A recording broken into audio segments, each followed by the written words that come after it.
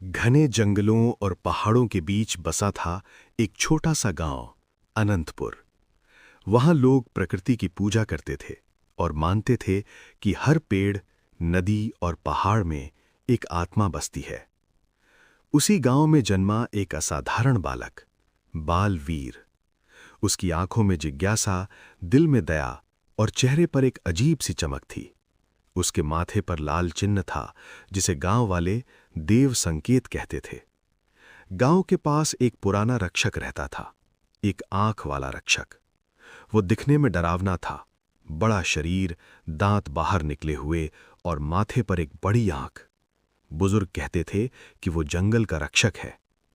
एक दिन बालवीर मिट्टी और लकड़ी से एक छोटी झोपड़ी बना रहा था। मैं जंगल के पक्षियों के लिए घर बना रहा हूं, उसने मुस्कुराकर कहा। तभी पीछे से भारी आवाज आई, तुम ये क्यों बना रहे हो छोटे बालक? बालवीर ने मुड़कर देखा। वही एक आंख वाला रक्षक। डरने के बजाय बालवीर बोला, क्योंकि हर किसी को घर चाहिए, पक्षी, जानवर और शायद आपको भी। रक्षक पहली बार मुस्कुराया। अचानक कई दिनों तक जंगल में अजीब घटनाएं होने लगीं। नदी का पानी सूखने लगा, पेड़ों की पत्तियां झड़ने लगीं, जानवर बीमार पड़ने लगे। गांव वाले बोले, ये किसी दुष्ट शक्ति का काम है।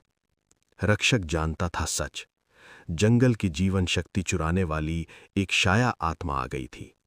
रक्षक ने बालवीर से कहा, इस जंगल को बचाने के लिए एक पवित्र दीप जलाना होगा, जो पहाड़ की गुफा में है। दोनों यात्रा पर निकले। रास्ते में कांटों का जंगल, गरजते झरने। हर बार बालवीर ने डर के बजाय दया और बुद्धि से रास्ता निकाला। आखिर वे गुफा तक पहुंचे।